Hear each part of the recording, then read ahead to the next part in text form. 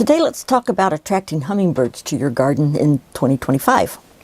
Now is the time to be planning your garden to attract them. One hummingbird attractor plant may surprise you. We'll be right back after this.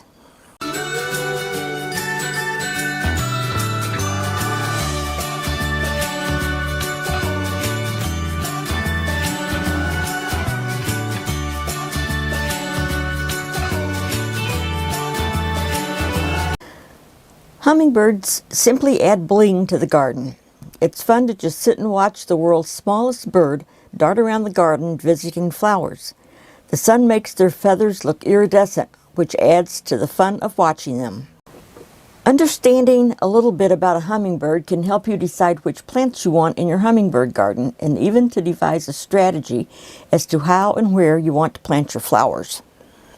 Hummingbirds' vision extends into the UV range. They also have excellent color perception across the normal human visible spectrum. They have better perception of red light than humans, and they see slightly less green light than humans. Their UV color mix is shifted in a way that some colors, notably purple, appear more red and less blue compared to how humans see them. Hummingbirds are vicious when it comes to defending their territory. In the past, I have met a couple of people that do not like hummingbirds because they say they're mean. When pressed as why, they would think that the answer was always, they just are. Admittedly, no matter their size, hummingbirds attempt to chase away any bird they feel is competition to their food source. Hummingbirds will attempt to pull butterflies off of a flower while they are feeding. The butterflies hang onto the flower they are on, and all the hummingbird gets is a mouthful of butterfly wing. Here are a couple of photos of butterflies that survived a hummingbird attack. Notice the elongated holes in the butterfly wings? This is a result of the long hummingbird beak grabbing a hold of the butterfly wing. I used to think that damage to the wings of butterflies was caused by larger birds. Maybe so to some degree, but the real culprit is the aggressive hummingbird. With all that said, the little hummingbirds seem to avoid bees. The photo of the severely damaged butterfly looks pathetic, yet it flew around the garden with no problems. Go figure. To begin with, I know hummingbirds will arrive in my yard sometime around April 25th to May 10th. It's fairly easy for me to know the hummingbirds may be in my yard or close proximity to my yard because I've noticed that once the orioles have arrived, I need to watch out for the hummingbirds. I usually set out feeders for both the orioles and hummingbirds around April 15th. Setting out the feeders this early helps to make sure that any orioles or hummingbirds passing through on their trip further north can stop in my yard for a snack. And some have done just that. While red is a hummingbird favorite, hummingbirds aren't picky eaters. They'll happily sip from any color flower as long as it has good stuff. The sweeter the nectar, the better. You can better attract hummingbirds by incorporating red flowers and foliage in your garden. Nectar quality overrides hue. Plant trumpet-shaped red or orange flowers. Add red-tinged shrubs or trees. Include red vines on trellises or obelisks. Create a vibrant red carpet of flowers and plants along with low-growing red ground cover. Hummingbirds are also drawn to a variety of flower colors, shapes, and sizes. Insect-attracting blooms are a bonus which offers a protein-packed side dish while boosting pollination benefits. Add non-glaring red garden decorations such as stepping stones, red outdoor sculptures, and red hummingbird feeders. They're not just art, but beacons for the hummingbird. Don't forget a shallow bird bath for the hummingbirds.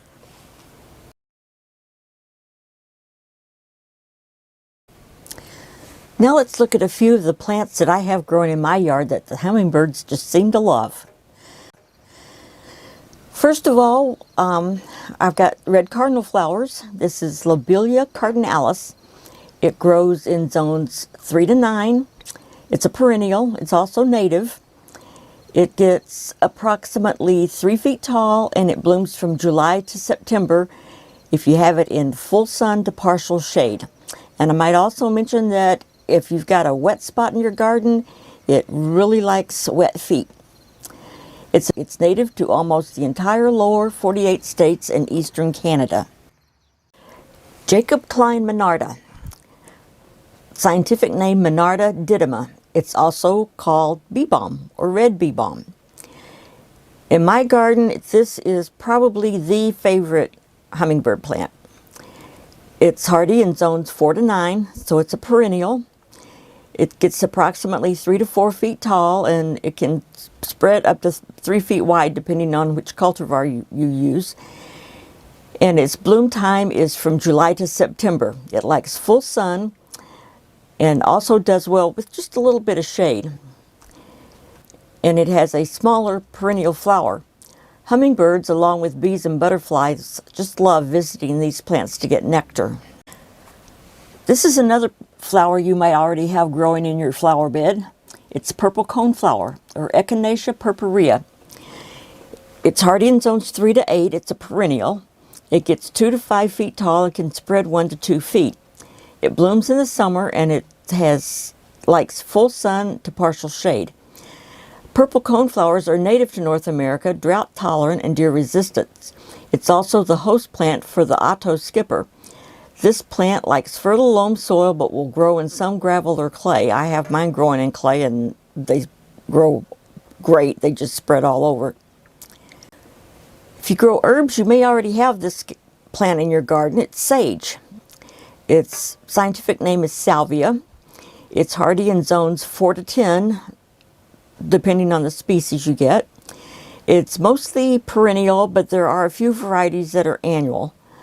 It gets anywhere from 6 inches to 3 feet tall, depending on which variety you buy. And it blooms from April to September and likes full sun.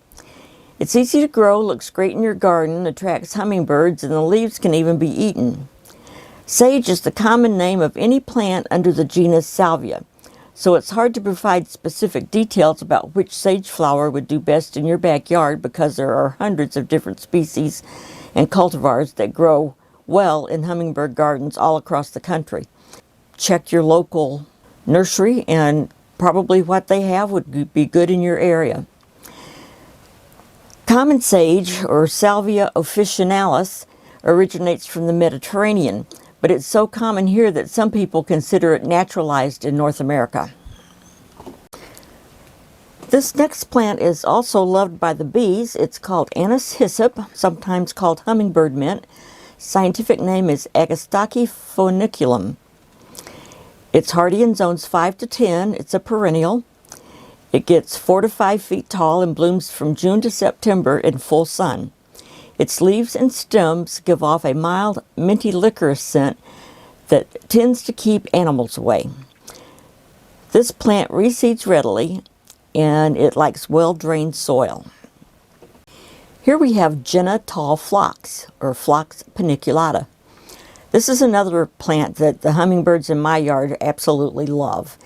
It's hardy in zones 4 to 8, and there are both perennial and annual varieties, although Jenna tall is a perennial. Its approximate mature size varies from inches off the ground to 6 feet tall. Now, the Jenna tall phlox is the one that gets 6 feet tall.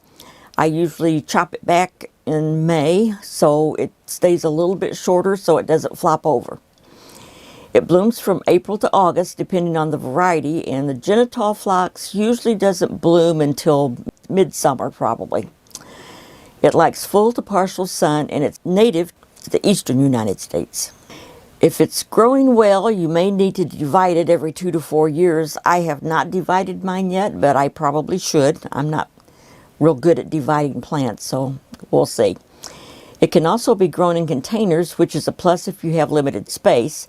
And depending on the species, the flower colors can be lavender, pink, purple, or white. This is another old-time favorite standby in every flower garden, zinnias. This is Zinnia elegans, and it's hardy in zones 2 to 8, but it's an annual. It gets 1 to 3 feet tall, depending on what species you plant. It blooms from May to October and likes full sun. Zinnias are a member of the sunflower family, which produces bright, round blooms with lots of petals. They're a favorite of pollinator insects because of their large landing area and plentiful pollen. Hummingbirds are also known to visit zinnias for nectar and to take a rest from flying. Major Wheeler Coral Honeysuckle Vine, Lonicera sempervirens. I can't say enough good things about this plant. I know I said Jacob Klein Monarda was the hummingbird's favorite. I forgot about the honeysuckle. This is definitely a favorite. They love this plant. It's hardy in zones 4 to 9 and it's a perennial. It likes full sun to part shade, and it can get 10 to 20 feet tall and 4 to 6 feet wide. It is a monster. It blooms mid-spring, and it blooms all through the summer and into the fall. It's native to the eastern United States. This plant needs to grow on a trellis or some type of a support structure. The flowers are trumpet-shaped, and depending upon the plant you purchase, because you can buy different varieties, the flowers will either be orange, yellow, or even red burgundy. The Major Wheeler is orange. I do have another honeysuckle plant that has yellow flowers, and it does not do nearly as well as the Major Wheeler. It's only 2 years old. It's going on its 3rd year this year, so I'm hoping it gets better. But the Major Wheeler is a reliable grower and should be trimmed back about every 2 years. Firecracker plant, Coffea ignea. It's hardy in zones 8 through 11, so it's an annual for me. But if you live in one of those hot areas, it can be a perennial. It likes full sun, and it blooms from late spring to first frost in the fall. It gets 1 to 3 feet tall and 12 to 18 inches wide. And I plant this one strictly in pots and place several around my garden. I always have at least 2, sometimes 3. They're tough plants, and I've seen them survive up to 3 hard frosts before they finally give up and start to die back. Red Prince Weigela. This is a tree form. It's Weigela florida Red Prince. It's hardy in zones 4 to 8. It likes full sun to light partial shade.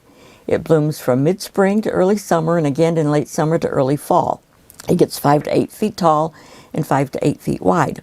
The Red Prince Weigela is actually a deciduous shrub, but they also will train them to be tree form, and I have both in my yard. It grows in well-drained soil, including heavy clay, and my tree form is way better than the shrub. The tree form will bloom clear into winter, and the hummingbirds really seem to like it. And this is my surprise plant, scarlet runner bean, Phaseolus coccinus. This one surprised me. I had no problem growing it. It grows like any other bean. You plant the seeds and it grows. And the hummingbirds love the bright red flowers that it has.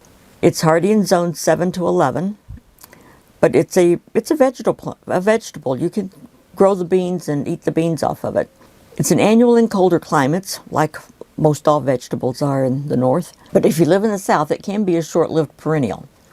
It likes full sun, and it blooms from July to October here where I live. It can reach 15 to 20 feet tall, so you need to put it on some type of a trellis or an obelisk, something to support it. And it's native to Mexico and Central America. Scarlet runner beans are an heirloom plant and have been cultivated for thousands of years.